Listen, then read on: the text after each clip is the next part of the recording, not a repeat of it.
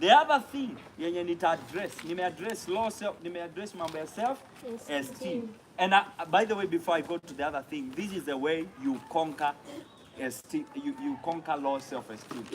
Go in a mirror every day. Simama hivi. Mimi vile huwa najifanyia. Mimi nikijiangalia, by the way mimi sijiangalia sana.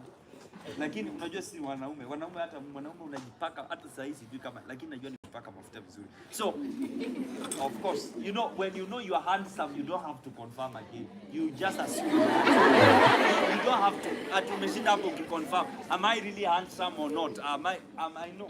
So after umeamka ama ukimaliza kuoga, angalia kwa kioo. Then tell yourself, you know what? Call yourself. What is your name? Call yourself your name. Nimesikia mmoja amejiita Hana. Call yourself Hana. And tell yourself, because unajiona hapo. Si unajiona kwa kioo. Tell yourself, Hana, you look so beautiful.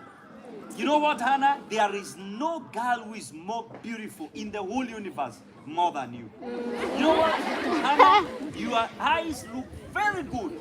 Very, very good. You have very sweet eyes. Now you are telling yourself.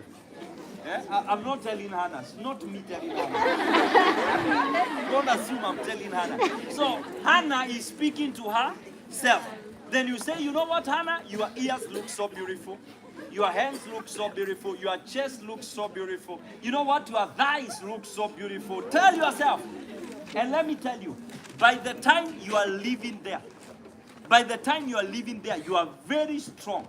Even if somebody says, kwenda uko, sijui macho kama ya nani, will you listen to them?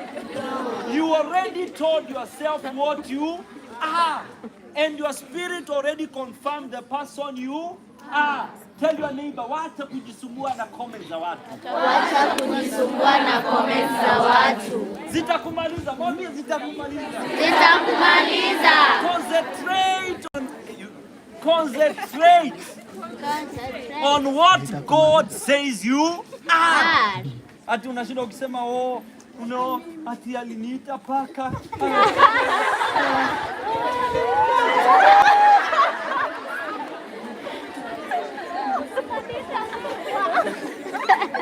You know what happens after we go to preach in schools or to counsel students? After we finish, they come and say, unajua baba yangu aliniambia mimi bure.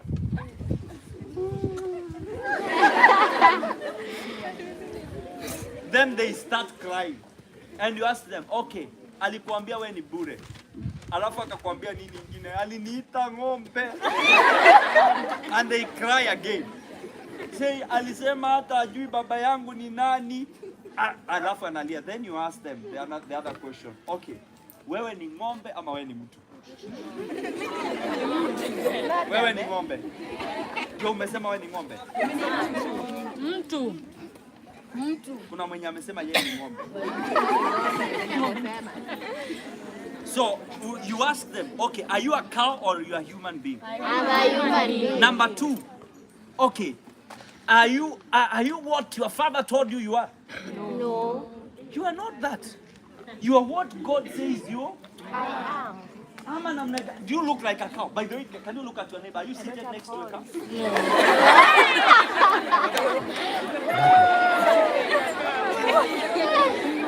I see one. Are you seated next to a cow? No. You are seated next to a what? A human being. You are seated next to A human being. Then you are stressed because somebody told you that you are a cow. Are you truly a cow? No. Mwambie mwingine maisha ni kujijaza. Maisha ni kujijaza. Mwambie waacha stress bana. Waacha stress.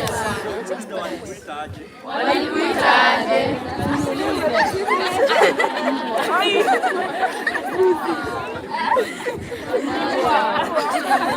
Bwana kuna wengine wanaitwa huko. Kai.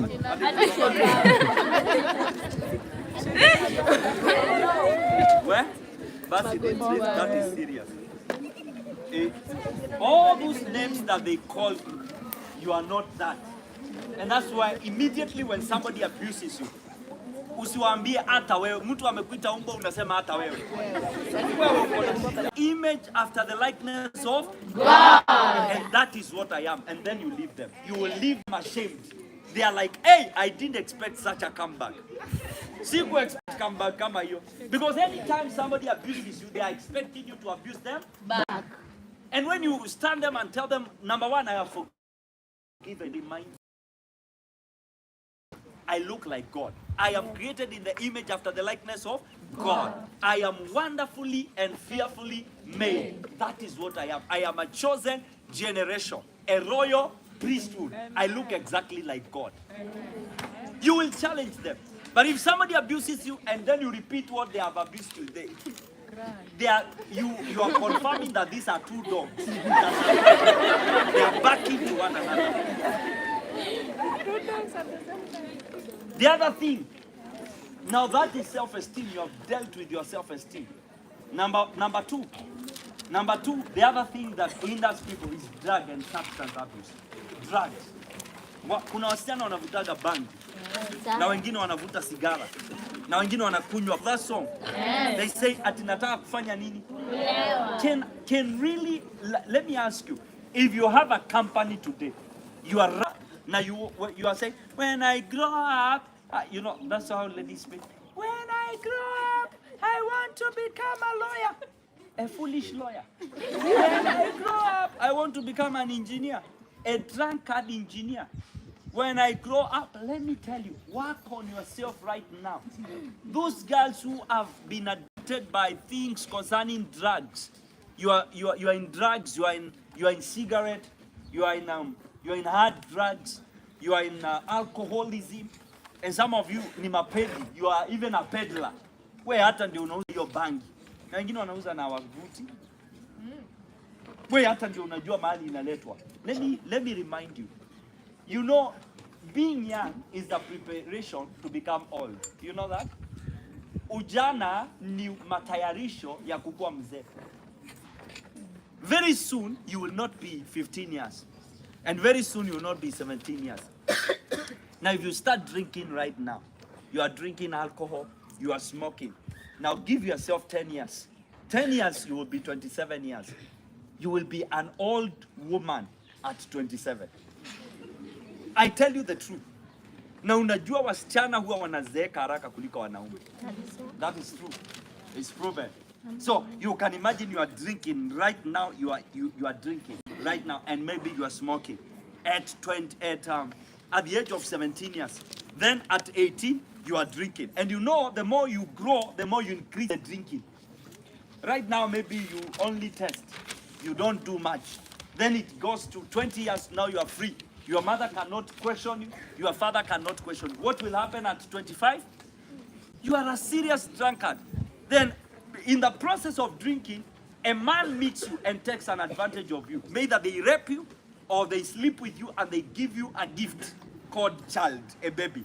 A bouncing baby boy. Just, you know, a bouncing baby girl. You know, maybe a baby girl, a baby boy. Then you become a mother at the age of 23 years. You are not even prepared. And again also, when you are carrying the pregnancy, you are still drinking. So you give birth even to a drunkard child. Mtoto amelewa. Even hata wakati anazaliwa ajui kama alie ama acheke.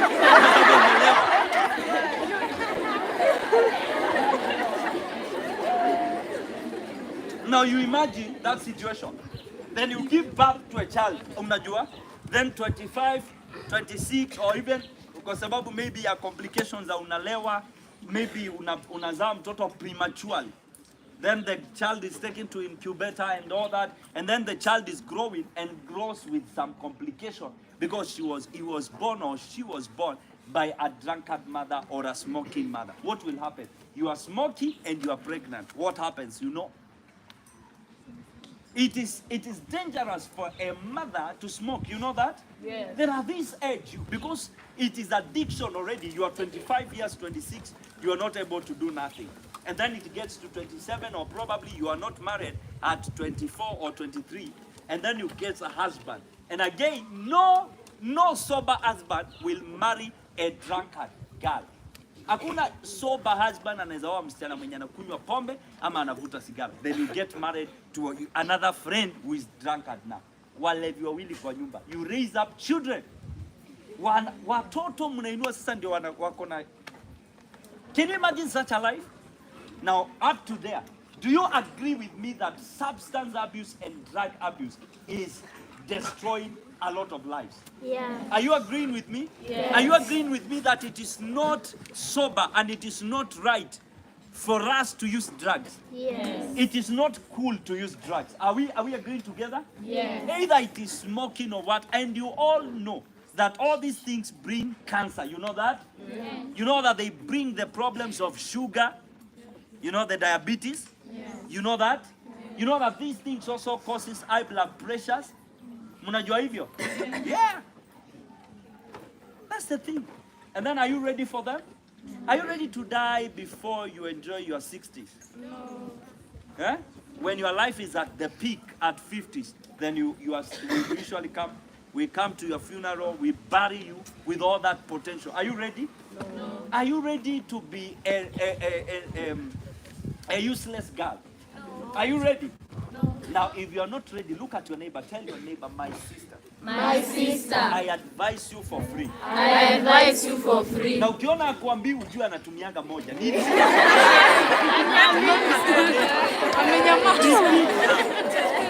Tell your neighbor, my neighbor. My neighbor. Na kama asikii unamwambia ni wewe na kuongelesha. Mwambie bangi. Bangi. Sigara. Sigara. Pombe. Pombe. Na mihadarati. Na mihadarati. Lazima uikatae. Lazima ukatae. Kama unatumia moja. Kama unatumia moja. Wachana nayo. Wachana nayo. Hiyo macho, hiyo macho, hiyo. Hiyo macho, hiyo macho. The other one inaitwa sex. Inaitwa nini? Sex. The other one. The third one. Simesema self-esteem. Number 2 nikasema drug and substance abuse. Number 3 nikasema Self-control. sex is very sweet, I can tell you. Very, very sweet. But let me tell you, the same way sex is very sweet, the same way sex is very expensive. Nakwambia, if you start doing sex at this age, probably let's say you are 16 years and you are still practicing sex, your body count is 25. You have slept with 3 men or 4 men at the age of 15 years.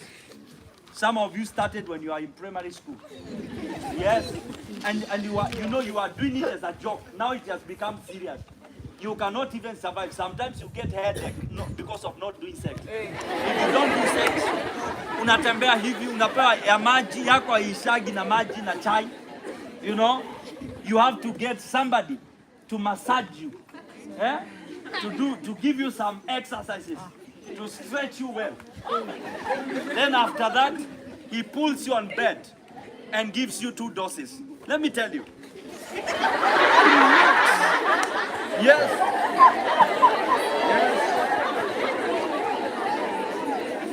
Yes. Let me tell you for free. Let me tell you for what? Free. For free. That sex before marriage is dangerous. Right now, if you engage into maybe sex and you get pregnant, you become pregnant. Imagine yourself 17 years pregnant. And it's good to imagine. Now imagine. Imagine yourself pregnant. And God forbid it will never happen to you. As long as you don't do sex. If you do sex, may it happen to you. You know? I'm saying if you do sex, I'm not saying no. Kwanza nyinyi mmesema no. You cannot be playing around and expect not a reward. In everything that you do, there must be a reward. Uende ulale ama either ukwame ama upate mimba. That is when you will know. That is when you will know. Unakwama dakika 5 hivi ukitoka hapa hutawahi fanya hiyo kitu. Utakuwa unaionea mbali ya hutawahi fanya.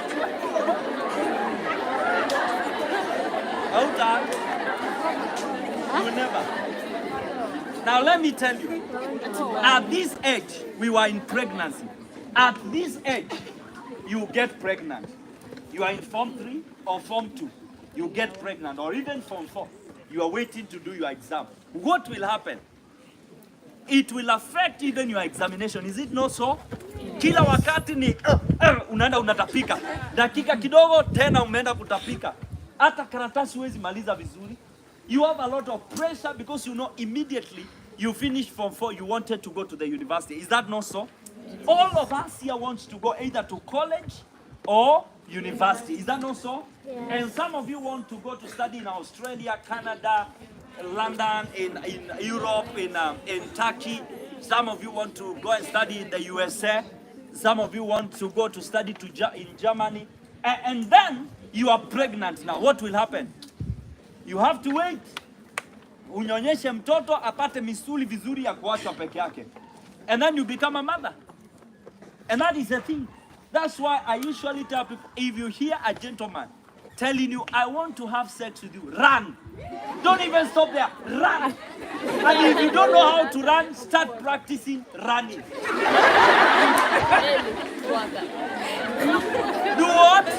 Run. Tell your friend, run. Run. Run away. Run. Yeah? When a friend is telling you, please,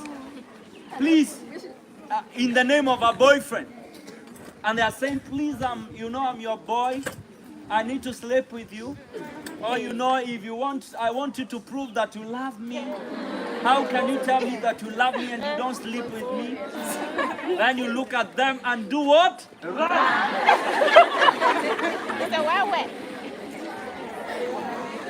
And as you are running, if they run after you, you stop and tell them, listen to me. I rebuke the devil in the name of Jesus. And then you continue doing what? Running. You continue running. Do you know the story of Joseph in the Bible? Yeah. What did he do? Yeah. He ran. So who are you not to run? And by the way, you remember the story of Joseph immediately after he ran. What happened? A promotion came. Is that not so? Yes. A promotion came. He went to the jail, of course, because of accusations from the Potiphar's wife. Then after that, we see him again going to Pharaoh, and he interpreted the dream. You remember? Yes. After interpreting the dream, what happened? He became the prime minister. Now you are giving your body out for sex. Everybody who comes and says, if you don't prove, I will go to another one. And because you are fearing to lose your boyfriend, who cannot even afford a boxer, who cannot even afford, you are fearing to lose them. They cannot even give you a pocket money of 200 shilling. And then you want to, they claim that they will leave you. And then because you don't want to lose them, what will you do? You sleep with them. And by the time you sleep, maybe you are a virgin, you break your virginity again. Even if you encourage yourself, you will never be a virgin again. Once you lose your virginity, it's already gone. Then number two again, now you are not even a virgin. You have decided, I will never do sex again. Then you meet with this boy, handsome. Hey, my goodness. Handsome. Did I say handsome? Yeah. There are guys who are handsome. Yeah? They look amazing. Yeah? They look so good.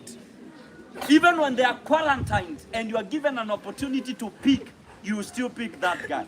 Then you look at him. You say, even though I had decided never to have sex, yours looks like it will be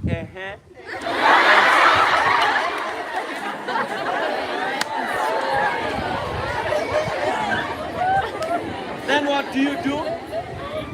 You say, yes, I will do it. And then you run for it. And you meet again with a guy who has already watched pornography. Their sex is the type of pornography. By the time you are living there, mugongo imevunjika ile speed.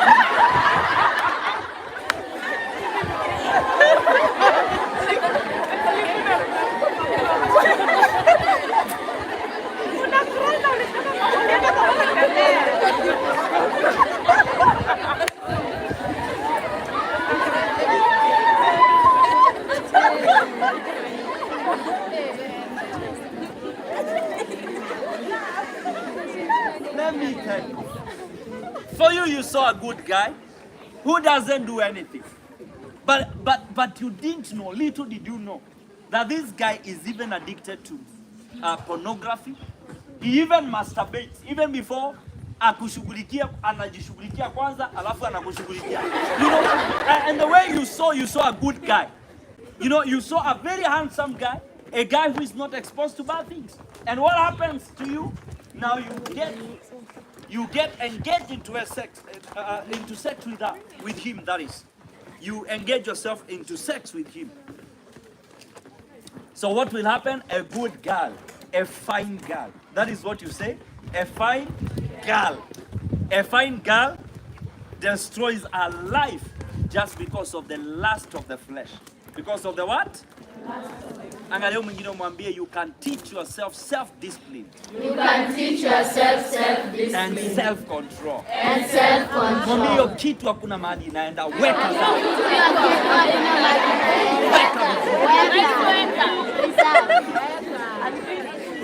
Hakuna mahali inaenda ama namna gani? Eh? Si hivyo? Si ni namna hiyo? Hakuna mahali inaenda. Hiyo wekea bwana yako. By the way, the importance of sex and the reason why sex was created is because number one, of procreation. Ndio watu wazane. That's why when husband and wife come together, you expect children. Is that not so? Then number two is for them to enjoy themselves. They can do it in the day, night, evening, any time, and they enjoy. But it's specifically for husband and wife. God created Adam and Eve, not Adam and Steve, and not Steve. So sex is not for the same gender. Sex is for husband, male, and wife, female. Now, for those who are also practicing, I know some of you might have been carried away by the spirit of masturbation. Mnajiingiza, niliambiwa na mtu mwingine, ukiona wasichana na mandizi wakienda nyumbani, usifikirie yote ni ya kwenda kukula. Kuna wale waendi kukula, wanaenda kujishughulikia. You know, and I'm amazed. I was like, I had one of the schools whereby they were complaining that the test tubes are missing. Every time when people go to the laboratory, there are no test tubes now. You know, and I was like, wait a minute, what do they do? And I realized even some of them use vibrators. They want to vibrate, you know, they feel kafili nyingine wanajiamsha na huko ndani. Let me tell you, that thing is so demonic. That thing is so what? So demonic and satanic, and it is not something that you should entertain at all. Let me tell you one thing. There is nothing that you are going to lose by waiting.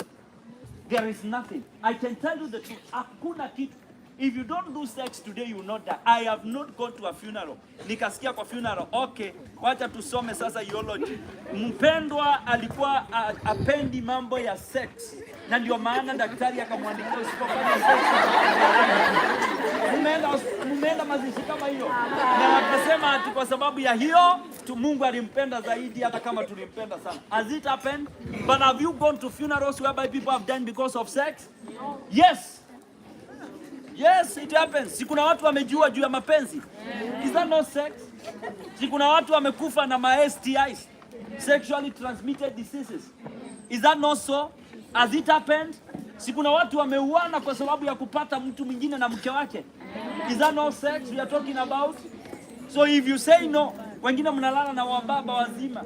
Baba ya mtu, mzee wa iti amekushikilia hivi shingo.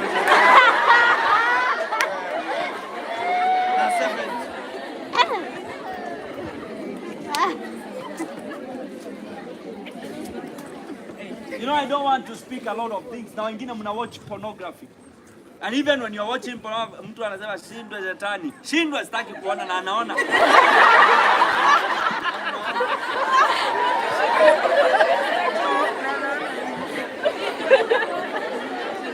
Tell your neighbor, wewe. And there are pornographical songs. You know that? You know there are pornographical songs? Yes. There are pornographical songs. Zinatingisha huku kabisa, kila maana ni uchi. Na unataka hata majamaa wengine wanaimba wakiwa wamevaa maandawea kidogo hivi. Tu vitu. Alafu anajiguzaguza na unaangalia, unasema unakaa hivi kwa TV, unataka kuona. You wonder what they are doing. Na kama ni simu nakaribisha hapa, unataka kuona mpaka wengine wanabadilisha ili aone kama ataona ndani. Nakwambia watu wameharibika. I know I will come next time. Let me finish. Let me just finish. I know I will have more time the next time. So let's finish. I think that's we finish. 10 minutes. 10. Yeah, but let's finish there.